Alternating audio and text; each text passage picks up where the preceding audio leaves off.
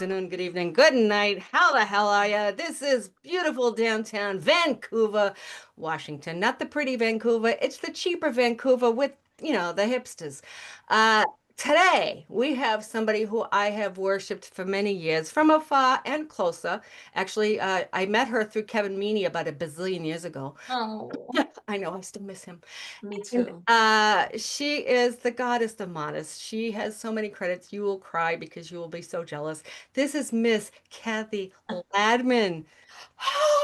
Oh my God. I know so many credits and so little to show for it. You are on my list of people that should be household names. Oh, well, Absolutely. thank you. Well, you've been to Tonight That Show. would have been a lovely thing. Yeah, you, Yes. Wendy Liebman, Yes. Laura Keitlinger. Yes. Oh, who did I work with? That was amazing. Adele Givens. I Uh, don't even know who that is. oh, she was amazing. She's kind of like Mom's Mabley, except for the 90s and 80s. Right. Roz Brown. No, Yeah. there's so many really great people that should be like household names. Yeah. But no, they got Roseanne.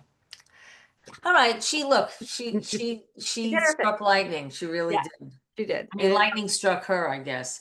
But a little too hard, that probably. doesn't happen often. I remember going to we all worked at the Comedy Store back then. Yep. And it was 1985 because it was right when I moved to LA, and we were rehearsing for this segment of a George Schlatter special that was on going to be on the air. Every comedy show. It was called Funny. And Uh, it was about all things that are funny. And one of the segments of the show was the girls, which I hated, the girls of the Comedy Store. And I wasn't it's Karen Haba and yes, and in fact, Mike. so one afternoon we were rehearsing and we took a break and we all went to the kitchen to get beverages, whatever, water. And while this was happening, one of the women, Maureen Murphy, had told Jim McCauley, who was booking the comics on the Tonight Show, to come and watch this woman, Roseanne Barr. And he sat in the dark in the back of the room and watched her. And then after during this break, he goes up to her and he hands her his he said to her, I want you to do the show. And she kind of looked at him quizzically, and he said, oh, you don't know who I am. And he handed her his card and it said producer tonight, the Tonight Show.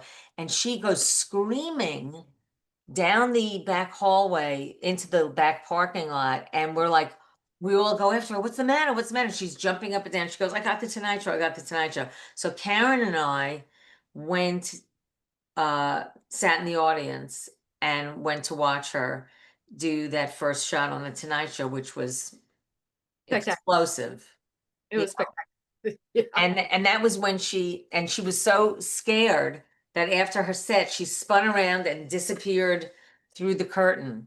She Even though she was getting called in, she didn't. she wasn't, I don't know if she was getting called over, but I think she would have. And Engelbert Humperdinck was on the show, sitting on the panel, with Johnny over there. And so then she started opening for him, Oh, and she got her sitcom like immediately. that's amazing. That's a Yeah, but cool story. she was such a well-defined character. Yes. She was the unappreciated housewife, That's the goddess. spoke to so much of the country. She was really appealed to a huge swath of the The population. world was watching Happy Days where people were being clean and, we Right, go back to 19. She's like, I right. don't think this is what life was really like. Yeah. I know. And and she did the joke, which I loved, like, Roseanne, where are the Cheetos? Where are the Cheetos? And she says, like, he thinks the uterus is a tracking device. And then she says, she goes, I said, why don't you just, I don't know where the Cheetos are. Just pick up the sofa cushion and look for them yourself. That's where we find our bank account. So great. So great. You were there. I started at the Comedy Store in '88. Oh, And wow. well, I missed like a lot of really cool people, but I got to see Steve Moore's wife, Oh, Lois I Brumfield. thank Lois Bromfeld. But she Okay, for Oh those who God, she made me laugh so much. And she lives in Germany I now. know, and her wife and she are living in Germany now, and Yes. she's still one of And my she's writing books and she's and very funny. And in fact, helped me get my job on Roseanne. I wrote there for one season. uh Um, she was working with Roseanne. she was writing on Roseanne, and Roseanne was looking for more female writers, and she recommended me. And I got a job writing on a sitcom, never had to write a spec script. I mean, like, how lucky is that? But it was tough being there. It was tough. I only lasted one season. You last a lot longer than a lot of people I know. 'Cause, And I would have lasted only a half a season, but she had already picked up my option, and it's a long story. That's a long story, but excuse me. But it it was tough. It was tough being there. And then I did this pilot. I acted in this pilot, did not get picked up, but no, I acted in this pilot with these guys. That didn't get picked up. Then I went to network on another pilot. I did not get the part, but they wanted me to be in the pilot as another character, so I did that. okay, well, at And least you got caught. that got picked up. And then at the end of my Roseanne season, they're on the same lot as I am. And they called me and said, "We want you to come write on the show." And I made a stipulation. I said I have to be able to be in front of the camera on the show too, because I was very frustrated. Writing was not what I wanted to do. Right. And people don't understand when you're on stage doing stand up, it's a whole different. I mean, you're writing all the time if you're a good Oh stand yeah, up. But yes, if you're a writer and you only want to be a writer, being on camera is a whole different thing. A lot of people don't yes. know that it's not the And same. I found it very frustrating not being on camera. So, and writing on staff was just not for me. But now, of course, I think if I had stayed with that, I would be very wealthy by now. Uh, But even if you went that way, would you have but been it happy? wasn't what I wanted to do. See, It really I had a wasn't. similar story. I got picked up to be in a series. One of those comedy store stories. Rodney Dangerfield was my champion for some reason. He loved me. Oh, wow. And I would only play the belly room in the original room. I wouldn't play the main room. Right. Main room was very rare for Yeah, comedies. yeah. And for those who are unaware of the comedy store in Los Angeles, the Yes. belly room's about the size of your living room. There's two levels to it. The improv players and the drunks usually would be up there. And Right. usually the drunks were the people in the AA meeting that just ended with the Oh, okay. But those are nice people. The yes, gay people. always Yes. actually my favorite crowds were always in the belly room. Yes. And Yes. the original room is where like you'll see like Chris Rock. I was working one night and Chris Rock showed up 2 hours after my set to do a 2 hour set about that was his preview for his special. A And there were 2 hour set? four of us were in the audience. So he just Wow. did the whole special. It was great. Wow. So it was wonderful. Uh, Wow. yeah, and it's about three times the size of most people's living room. And then there's the main room, which is like it's like a regular, high school It's theater. like a Vegas show. It's a Yeah. small Vegas showroom. It's got It's about it's a 200. raised stage and it's got the little footlights around it and the And red the curtain. backstage is actually green, and they have a ugly black shower that I remember. Yes, that whole black room back there. Yeah, it was Right very, play, I would catch him with his very girlfriend upsetting. at the time. And yeah, it was a really weird. I loved the comedies. I love Mitzi so much. I love Yeah, and it was really, I mean, I worked there when I was not doing the road, and I was in town. I worked there 6 nights a week, I and was also the OR. 25 bucks a night. I guess I don't even remember. Yeah, it was a Um, big deal because we got 20. and I worked with such great people. I met Judy Toll there. I met Tom Wilson there. I met Damon Wayans there. I mean, I just got to do in Living Color because of Damien there. Yep. And yeah, Suzanne La Boca. Yeah, that gang. It's such a great, I mean, at the Comedy Store to me, people say, what club did you start in? And I tell them the Comedy Connection Boston was my original club. right. I started at the Comedy Store because Yes. I was at the Connection for about 6 years before I did, Oh, I see. LA. So, Yeah. Well, I came from New York 4 years after I started in New York in '81. And then I I was can't I was in a relationship with Steve Middleman at the time. Before he changed his face. before he changed his face. And we're still really good friends, he and I. And so he really wanted to move out here. And I figured, okay, what the hell? I'll move out, give it a try.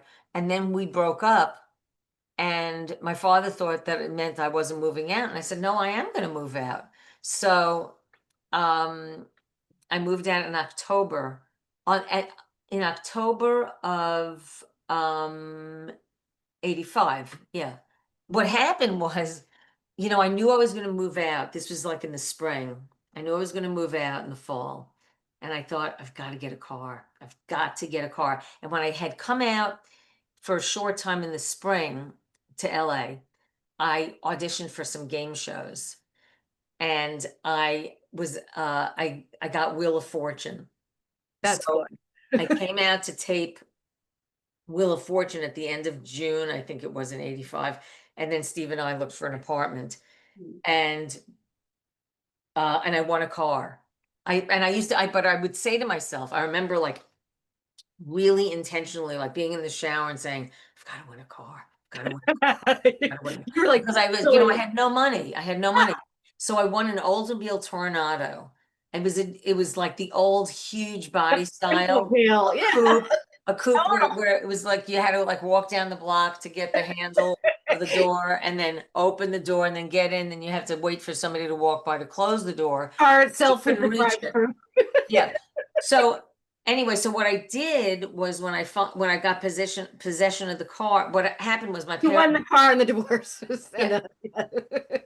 What happened was I called my parents. They were in Israel at the time, and I called them and said I just want a car, and I said I really need to buy a car now. Can I borrow some money, and then when I get the car, I'll pay you back. So I called my dad's business partner, and they lent me the money, and I bought a normal car, which I thought was a normal car, but as a New Yorker who used public transportation constantly, it was so stripped down to nothing. I had crank windows, I had no tape deck. It was like it was such a stupid purchase. But anyway, so I sold the Tornado and I had the Camry for like 4.5 years. And then I bought a car that was more suited for being stuck in traffic in LA. yeah, I had the Yeah. Fiat forever. My Fiat was my little baby. Oh, I And I love had a car cars. with a self-changing oil system. It wasn't really a self-changing oil system. The head gasket had blown when they sold it to me. So I don't know. Oh, what kind of car was that? It was my Chevy Cavalier. Oh, wow.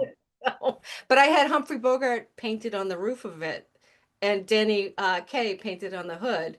So I kept that car until I Oh, couldn't. wow. Oh, that was my I went to art school in Massachusetts, Mass College of Art.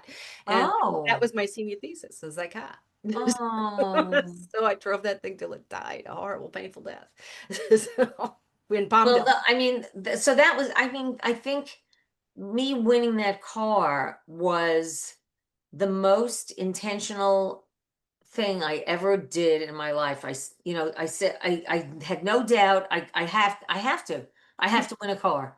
You have no choice. I have no choice. And it was very funny. And that the clip of me on Wheel of Fortune is on my YouTube channel.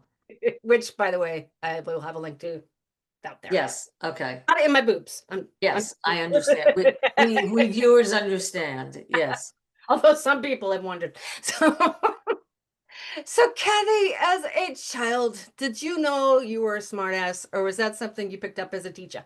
I don't think I was a smart ass, but I knew I was funny. And I had to be funny because I was the third daughter. I was the youngest, and I needed attention. And I found that I had a gift for this. And it started, very age appropriate. And then I was voted class clown in ninth grade. And that's when I decided, when I was 12 or 13 years old, I decided I am going to be a comedian when I grow up. That's But when I was 8 years old, I started listening to my parents' comedy albums. So I was very George Mother Carlin. had it, and I watched Ed Sullivan all the time, and whenever I could stay up, I would watch The Tonight Show and wherever I could find comedians on TV. I was I in love with Phyllis Diller and Mom's Maybelline. And so Yeah, anytime I heard Phyllis Diller was on TV, I don't care who yeah, was. and she was such a lovely woman too. I have a long story, but I'll give the very short version. I have Hmm. tried to meet her since I was 11 years old. Been trying to meet. Uh-huh. And finally it got to the point, there were so many near hits and near misses. We have letters back and forth to each other, paintings, things. Finally got to the point where I had like 11 comics set me up in Laughlin, Nevada. That didn't work out. It was a whole big movie. Uh, so I finally get her assistant to say, let's set up lunch.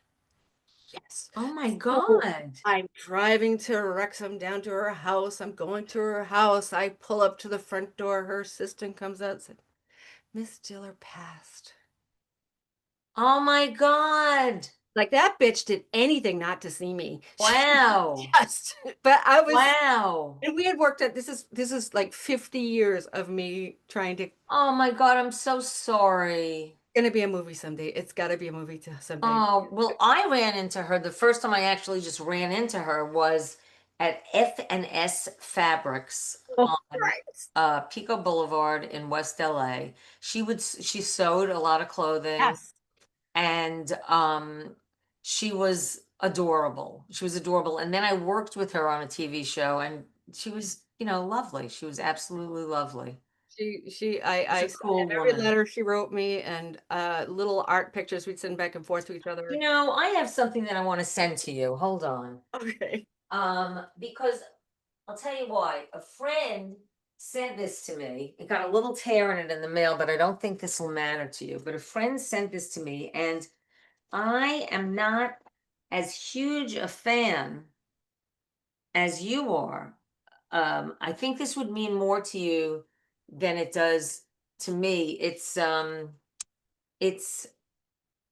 little piece in um it's in Playboy. Oh, that's great. In Playboy, and it's Phyllis Diller pops the door open May 12th at the Sahara Tahoe High Sierra showroom. So this was in Lake Tahoe. So if you give me your address later, I'm going to send this to you because it's just been sitting here. I have no room on my walls. And I just got a little teary. That's so sweet. there Thank you you. go. Thank you. Sure. Get rid of that. Eddie Okay. better. But I'm going to send this in a padded envelope to Oh, you you are a goddess. or with another cardboard on top of it because it got a little puncture thing there. Oh, Okay. yeah, That's oh, all. Could I shut up, by the way? Could I not? I had one cup of coffee that's and all. that's all, and I can't seem to shut up. I'm sorry. It's perfectly. It's a. You know what? For those who don't know, this is on a Monday. We're going to be putting this out on a hump day. But I have never been this happy having a morning conversation in my entire life. Oh, well, you're sweet. Thank you. I mean, I'm getting self-conscious because I feel like I'm Oh, don't not. even. 'Cause I mean, I usually, guess it's better than not talking at all. yeah, yeah. I've had some people that were just kind of like, I really want to talk to You you. You say like you really have to pull stuff out of them. there's a word. It's right near your face. Let's pull it out. Yeah, yeah. It's very hard as an interviewer. I know. But you have done so much stuff. I'm I've been pretty fortunate. I've had some very interesting gigs. I've been doing comedy for 44 years thank now. you. We both started in, Wow. yeah, we both Wow. I know started it's at the pretty same. amazing. Isn't it bizarre? I started with Dennis Leary. It bought at the connection. Connection. This is my short version. He was emceeing all the shows because, he's Dennis Leary. And then jumping to club to do his sets and Hmm. I had worked that theater house that held the club. Right. And I was email. Basically, I would send messages from one person to the next theater over and so and so and so it goes. Right. And they would call me jailbait because I was 16. Oh, wow. And they get jailbait. She's got to go deliver a Wow, message. you were young when you started.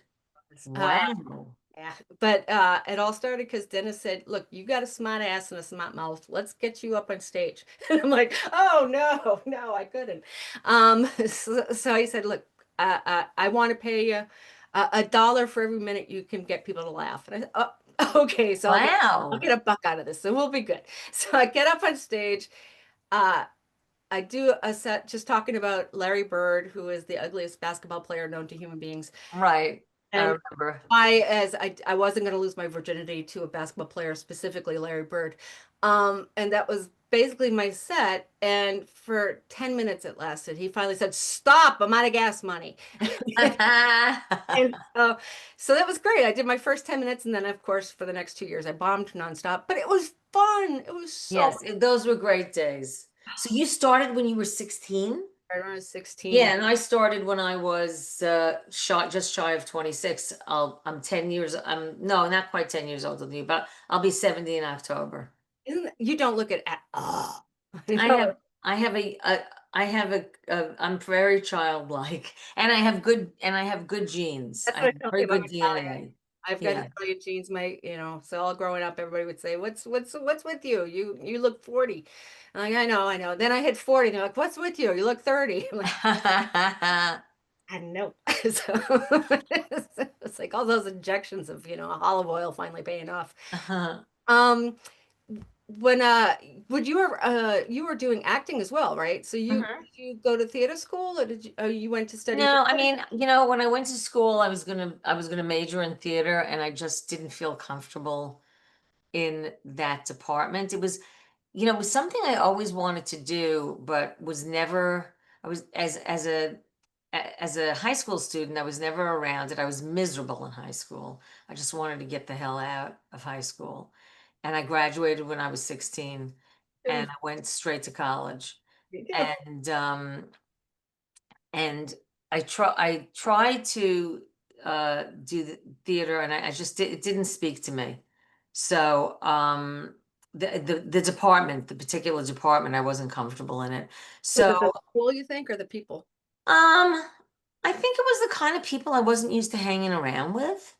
And um it could be because I was a little young. I'm not sure, but and any opportunity that I had to act, I did act. And I in camp, it's actually when I was in the camp production of Once Upon a Mattress, and I played Princess Winifred, and that really, I mean, oh God, that really gave me the bug. That's cool. That really gave me the bug. I was about 12 or 13 then. That was the same. Were you at theater camp or were you at normal camp? No, it was regular sleepaway camp that I went to, for 7, 8 years in Connecticut. I did the same thing in New Hampshire. Same thing. We were Yeah, talking about this with a guy named Alex Murray, who's in 20-sided tablet in New York. right. Same type of thing. It was like just did summer camp and things happened. Yes, yes. And I really got to blossom, and I definitely blossomed in college. I needed to be away from my parents. They were hovering. Yeah, I And moved 3,000 miles away for that too. My yeah. parents still alive. Oh, wow, they're still alive. Their 80s, and my mom's in Boston. My dad's on Cape Cod. The Wow. Mook on Cape Cod, You're lucky. My mom lived to be 99, and my dad lived to be 87. Wow. See, all the women in my family lived into their 90s to the Yeah, same from my all the men died family. in the 60s except for my dad. My dad is the oldest living member of his family. Wow. Well, my boyfriend is he said that no one in his family has lived past 74. And I said, a lot of that is a choice. It's not all DNA. Yeah. How old do you feel? You certainly And no, I mean, also, what do you put into your body? How do you take care carry of yourself? yourself. Exactly. Exactly. Word for word, my thought. But So, he's not like me in many ways. He grew up for the most part in Texas. He eats bad foods. Um, anyway, can you whatever. grill it? Can you fry it? Can you put sauce on it? Yes, bacon, bacon, bacon. Wait, you're Jewish. How does that work? Well, he's not, Ah, but um And I'm certainly I don't observe. I mean, I'm not religious in any. I'm an atheist. Yeah, I'm a devout atheist. So Right. raised Catholic, got tired of looking at guilty people, decided that was not. Are you Irish or Italian? I'm both. My mother's Oh, family's all Irish, like from way back 1600 years we measured their family back.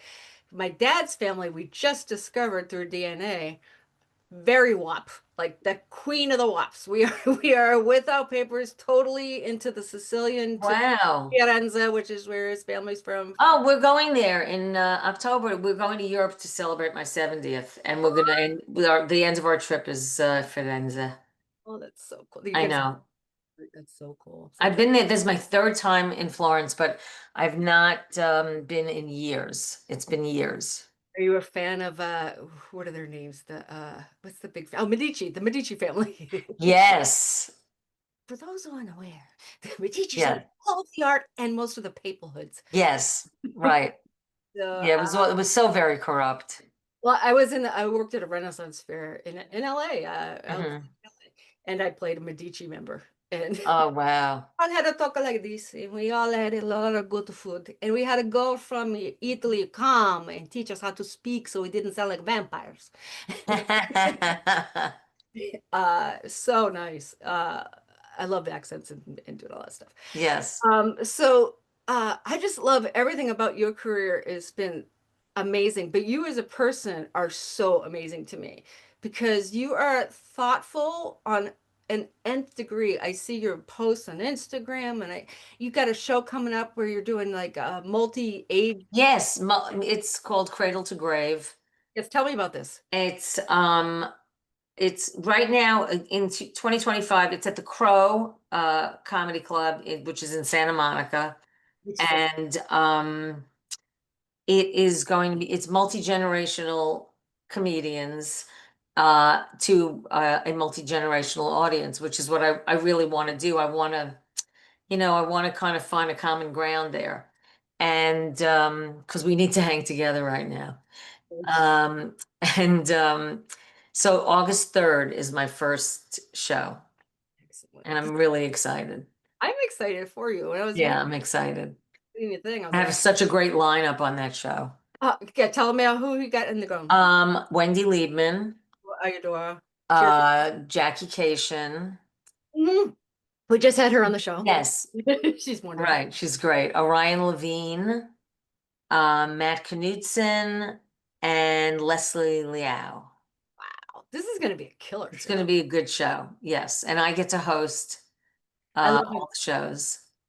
emceeing is so much fun to me. It's very fun, and it's a great way to break in material. Yeah, that's basically how I did my LA. Yes. I worked Vegas for 12 years.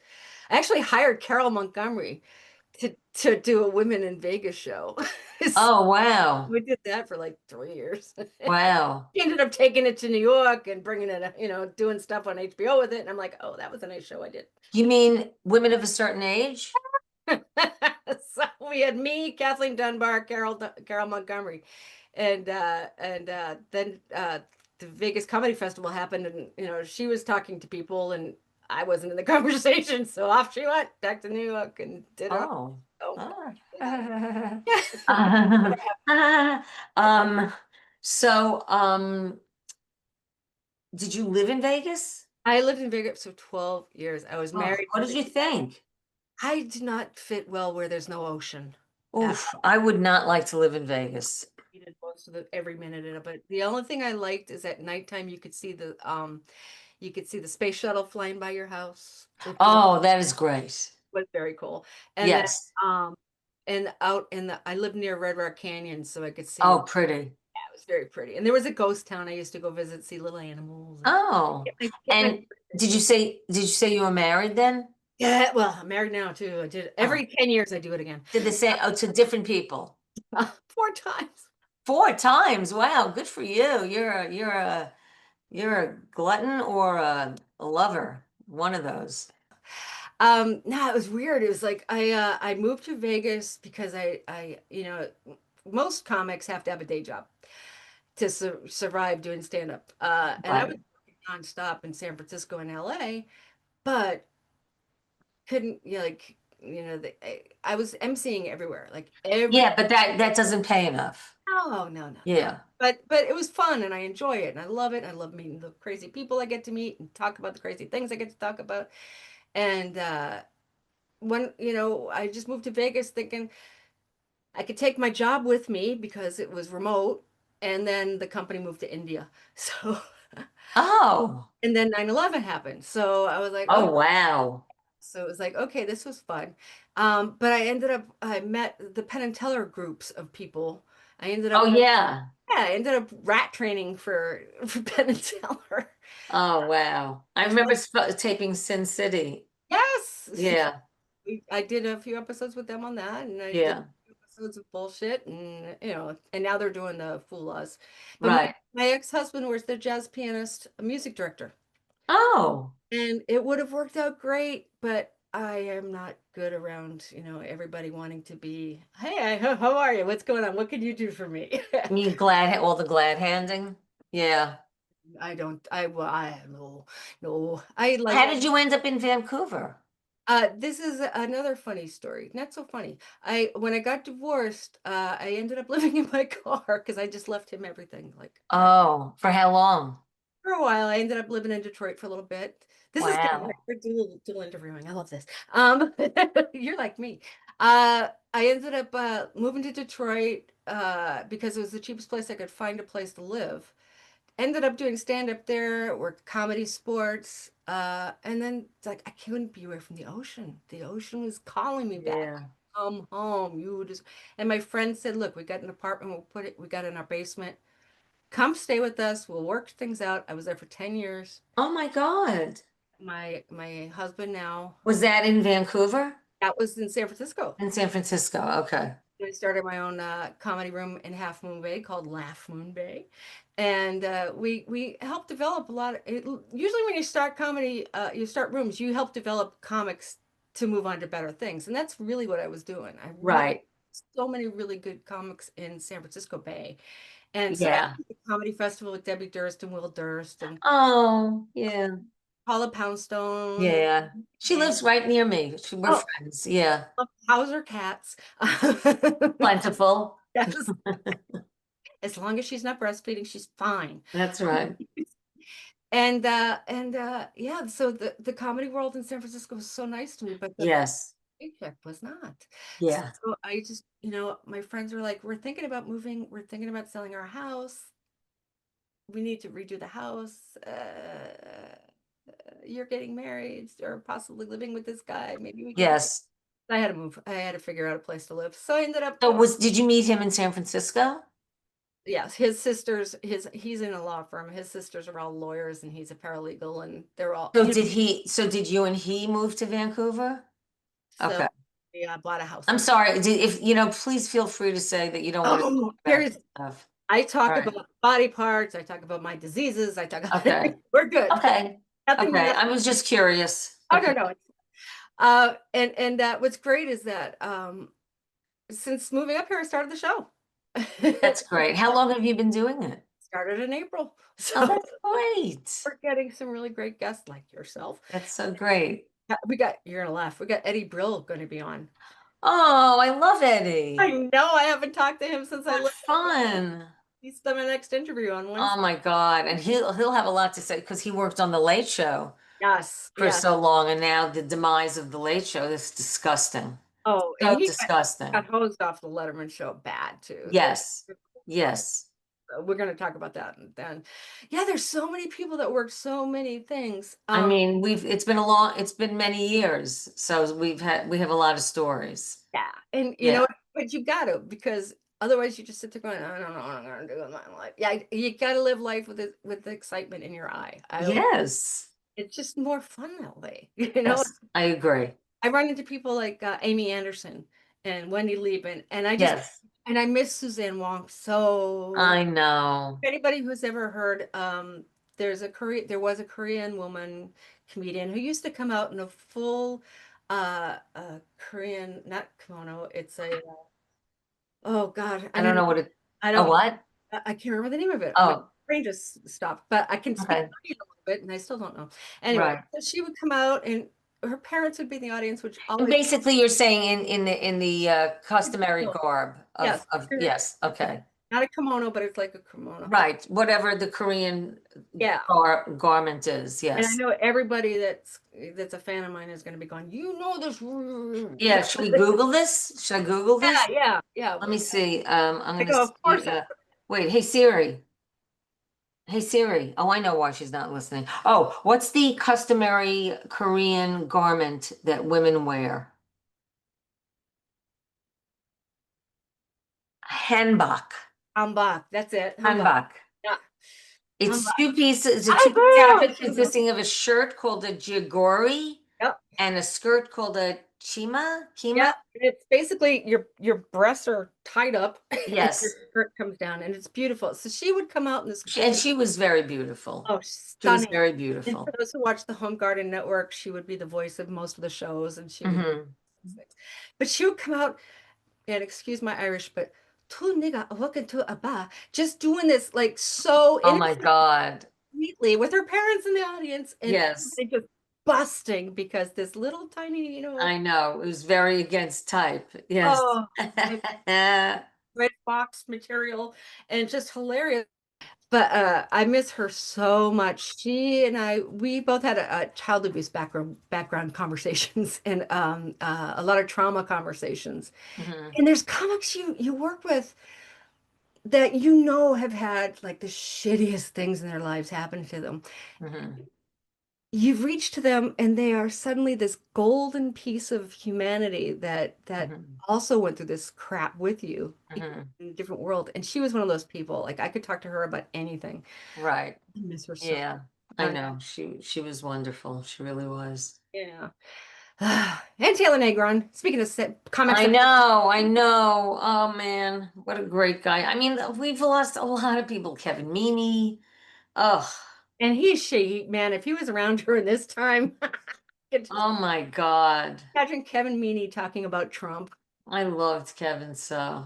And I I don't still care. like to watch his stuff online. Oh yeah.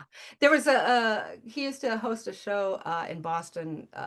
Well, I guess it got picked up, but he would walk around with his microphone, maybe the guy in the streets for AM magazine or PM magazine. Yes, and he did versions of that for he did something one time at an Oscar party and you know, He was and he I was guess very good at that. his daughter is starting to do stand up. Kate, yeah, So I'm just so glad she's carrying yeah, it. The last time I did Comedy Day, they honored him with that. It was Robin Williams' Meadow was getting named, and they gave right, a little thing. It was so sweet. right. So sweet. Um, for those who haven't tried comedy, you should. It's the cheapest therapy out there. What are the things you like to talk about when you're on stage? I talk about, what I'm mostly what I'm going through, what my present life is. Sometimes I talk about things that happened in the past, like I'm starting to talk about when I tried to get with my ex-husband, tried to get pregnant, um, but actually really wanted to adopt from China, uh, ultimately. But um, I talk about going to this place called he had a vasectomy, and I did not. I was good doing in vitro, and I didn't produce enough follicles. But I don't get that granular in this. But um, we went to this place. We decided we needed some backup sperm because that's what we called it, backup sperm, and Intellect did because the we same thing. because we needed outside help. And so we went to this place called the California Cryobank As you do. because they had frozen sperm there, and that's how we knew it was legitimate because the sperm was frozen. Because otherwise, it was a massage parlor. Yeah, spermicles Yes. the legitimacy. And so I'm starting to, it's a long story, so I'm rolling it out bit by bit, and it's about how we choose the sperm that we want on the website, but you never see the pictures, it's all anonymous. And we chose six, we, bought a package where we chose six candidates. And then we go in and sit down with the caseworker, and she could see the computer screen and she could see the picture of the person, but we could not, because it has to be anonymous. And they're all, they're basically, it was in Westwood, so they're mostly UCLA students who are looking for beer money. Of course. And, and, Splash and dash is what we used to call it. Yeah. what? Splash and dash. Oh my God. Um, so we would give the numbers, and she'd look at the picture and say, that's pretty good. And then she'd another one, no, not good. Because she was looking at us and Swiping right and she swiping was left. trying to make a good physical match for us. Okay. And then I give her this number and she goes, oh my God, we love him. Oh, and then she calls out the office, Carol, they're picking 932-485. And the whole office is like so excited that we picked 932-485 because he's so cute. And so anyway, so we got some sperm, and but I didn't produce enough follicles ultimately. And because look, I had been anorexic for a long time. Yeah, you and I both had Probably did some, I mean, who knows, but it very likely could have done some damage to my reproductive system. I don't know. It's a very, very harmful disease. yeah. And And you're not shy about that because you even wrote a book about it, I, right? I did a show about Oh, it. about it, yeah. Yeah, yeah. Does this show make me look fat? Which I will bring back. Yeah. I Oh, will it's bring such a back, but great I'm too show. busy with other things right now. Isn't that great? Um, and So, so ultimately, I did artificial insemination a few times and it didn't take. And but it was great because I really wanted to adopt from China, and we did. And my daughter's going to be 22 next month. Happy birthday. Yeah. So cool. Yeah, I got two Korean nieces who are in Oh, their cool. 20s now. So I can't believe I'm saying that. Um, You had so many things in common with me as well. As far as the eating disorder, you can't tell now because I lost my thyroid, but Oh, I was micro tiny tiny. I used to look like a Pez dispenser for pedophiles, basically.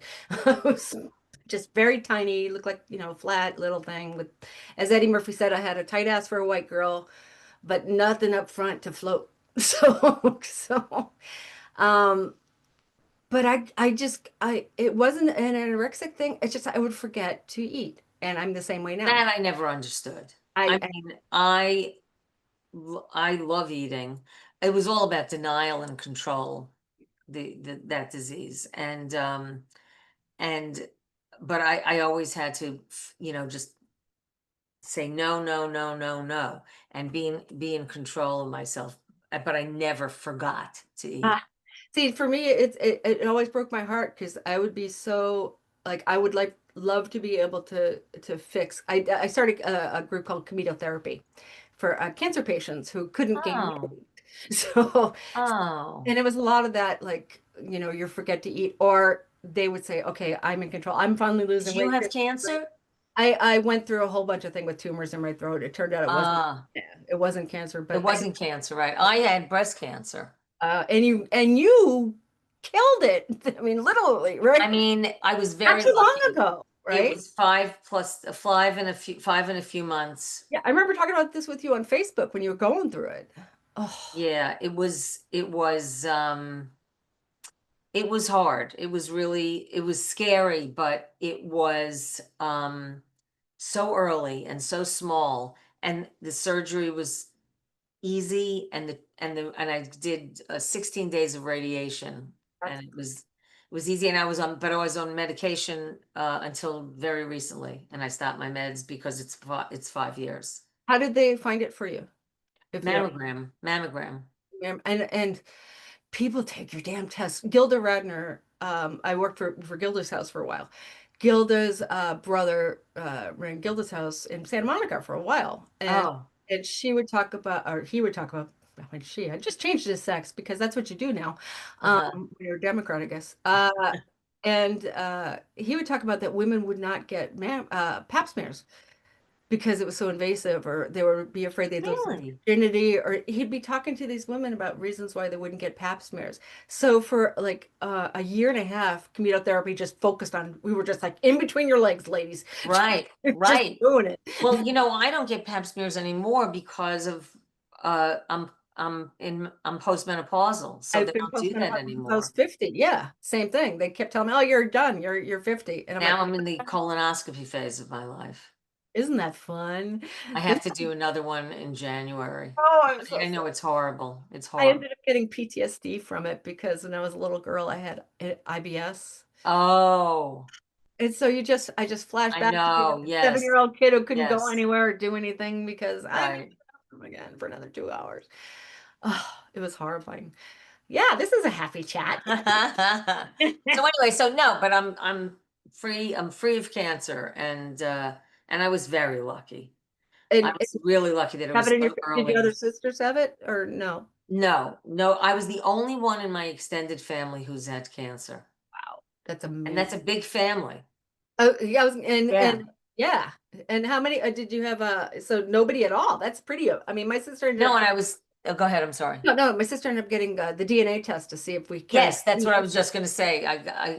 We all got the BRCA test, and we're fine. That's good. So you were Yeah. just a fluke. Lucky you. Yeah, I don't know who knows what happened. It's the Who payback knows? for the car. I guess I won a car and I got cancer. That's it. I would say all my good luck comes because of the crazy stuff. Yes. All the bad luck I had. Yeah, but I got into grad school. It was the same type of thing. I finally got into CalArts. I'm going to CalArts. I'm going to the best animation Oh, school. that's so I'm great. gonna work at Star Wars. I'm gonna work for Lucas. I'm gonna work for the. And then I found out I was a woman. They don't hire people for their jobs at those places. Go figure back then. Oh, It was very sexist. It was awful. ugh, that's disgusting. I had to learn how to pee standing up, and I finally got a job. So Oh, good for you. yeah, yeah, Paramount. Actually, my lesbian friend got me a job. She, the lesbians are my people. At Boss Films, who ended up, he was the guy who owned Boss Films was the guy who got the Academy Award for Star Wars. So it's Oh, like, wow. fuck you to all the people, excuse my Irish, That's fuck you right. to all the people who didn't hire me because I had Yeah, me sitting down. right. Did you have to deal with sexism in comedy? Yes, I think so. It was a boys' club. But to tell you the truth, almost everything is a boys' club. I mean, the few professions that there are two professions I can think of that are not nursing, which is changing because more and more men are becoming nurses now, and teaching was very female heavy. But everything else in the world is very very male heavy. But it was not a lovely environment. Nightclubs were not a pleasant environment. But I love comedians. I Yeah. love comedians, and I never tried to be one of the boys, but I I've always had more male friends, but I love my female friends now, especially later in my life. I just love my female friends. I've decided that that is what happened with me. I was always one of the boys because I didn't know that if I was just me, it would be Yeah, okay. right. Well, I never tried to be more uh I don't know. More I never tried to fit, to pander to them in any way. I Ah, was just myself, and I do have a lot of male energy. I do, but I also have plenty of female energy. You mhm. know, I'm You got man in your name. what? You got man in your name. I know. Lad man. Man. Yeah. Two men. Yes, I have two men in Ah, my you name. got the Irish and you got a little bit of a man in there. Very nice. Very good combination. So, um, yeah, the other thing I was wondering if you had to deal with, actually I wrote down Mike Nichols because you got to work with Mike Nichols and Yeah, let me bring that up before I forget that. I So just finished listening to the Mark Harris book, and I highly recommend it. It's a great book. Because Mike Nichols was a huge, like, oh, I mean, he and Elaine May were my first inspirations. and doing those commercials that they would do. Oh God, I know. I know they were just brilliant, and I got to work with Mike Nichols on 2 films, which was great. And how was that? How was that to work with him? Oh, it was amazing. Well, I'll tell you a very truncated version of the story. Um, I used to listen to this album when I was about 8 called Nichols and May Examine Doctors. I have it. I have 2 copies of it here actually, and I memorized the entire album, and at night when my mom came to say goodnight to me, I would do a selection off the album for her, which she didn't know what to make of. And I knew all the intonations of it. And so when I worked with Mike the first time on a movie that was a terrible flop, What Planet Are You From? Um, he had his foot in a boot because he had hurt himself. So he wasn't incredibly mobile on the set, but he was standing there talking to Michael Ballhaus, who was the DP, the director of photography, the cinematographer, Right. and they were setting up the cameras, and I just happened to be standing right next to him, shoulder to shoulder. And he's tall. Yes, he was very tall. And I said, gauze, and that which is from the album. I just said it. I didn't think about this. I didn't say, "Hey, can we do this?" or anything like that. I just said gauze, and he said more gauze, and I said more gauze, and he said more gauze. I said, "That's all the gauze." Yeah, I don't know what happened. We had a small roll of gauze. Sponge, sponge, clamp. You have the clamp. Edith, yes, I love you. Please, please. And we did this to the actually we did it to the point until I got confused because I started the bit. Yeah. In on the album, Mike starts the bit. So I was being Mike and he was being Elaine. And it was just an incredible experience. It was Oh, it that's was like even now when I tell it, I get the chills, the hairs on the back of my neck stand up. It was just an unreal. I saw him do the a play Curse of the Kalienchikovs, which was opening in Boston. I don't remember what it ended up becoming, but so many great people were in it, and he was sitting in front of me, and there was nobody else in the theater. It was like me, Geraldine Fitzgerald was sitting next to me, Wow. director of the play that was I was working for, and and Mike Nichols was in front of me. She says, "You could get his autograph." And I went, "Yeah, I Well, I could." got his autograph on my album, Aw. but I never got to get Elaine May is very hard to get to. And I tried it. My sister and I went to see that play that she was in, that she won a Tony for, I believe. And I can't remember the name of it now, but I tried so hard to get backstage Oh, to see, see that's her, a but real love story. it just wasn't it Oh, wasn't to happen. She's still around, but she's yeah, hanging on. it's like I send thank you notes to people in their 90s right now, knowing that I know you're not going to be around forever. Here, thank you, thank you, thank you, thank you, thank you, Oh, that's thank sweet. you, thank you. That's Except for sweet. Mel Brooks, I haven't said anything to Mel Brooks yet. I figure he's going to be around for another 20 years, so I got time. Oh, The last question I was going to ask you, yes, uh, when you and I were kind of in the same age of comedy in LA. right. Same class. Yeah, did you? Well, you were in the dance class. Yes. Did you get the improv comedy store fighting going on, or were you out of that? Yeah, but I did both clubs. I just was very quiet about it. I did the comedy store much more than the improv. The comedy store was my home club. But I liked but it was actually I was more suited for the improv because the comedy store had a lot of novelty acts Yeah. and the improv was real had really more straight monologists. And that's the category I fit into more. But yeah, I just managed, I quietly did it. And one time I was in Vegas, no, in Atlantic City doing an improv there, and Bud Friedman was there, and we were eating at a table, and he says, "Oh, I see you're doing the comedy store in Vegas." And I said, "Yeah, it's a good room." Sorry. I should have had water with me. And and he said, "Well, why don't you do our room in Vegas?" I said, "It's 21 shows. I don't want to do 21 shows. Yeah, yeah. 3 shows a night." You get a matinee show, which is at 5 o'clock because they're the the blue hairs who don't want to Oh, play. God, I mean, it's too much. It was even like it was so funny because when we did the Comedy Store at the Dunes in Huh. Vegas, we would do 10 minutes, 10 minutes, Yeah. and it was like almost a nuisance. It was so short. And it was It's like, Sammy oh, Shore hold running on, I back. have to go do a set. I'll be right back. You know? Exactly. I used to love the Comedy Store LA because you'd have Lewis and the Bob backstage and you'd hang out with him. And he was very Yes. Orson Welles, and you would sit there just, what would you like, darling? Yes. It was wonderful. So many good memories. I got to flash back with you today. I adore you. I've adored you Oh, it for was so decades. great. I'm so glad we Thank got to you. talk face to face instead of just on, I don't do Facebook anymore. I ran away when the crazy orange menace decided to take over the world. I know. But they own everything. What do you do? Yeah, so now I'm Blue Sky and I do a little Oh, bit. Blue Sky, right. Okay. Are It's there enough people on that?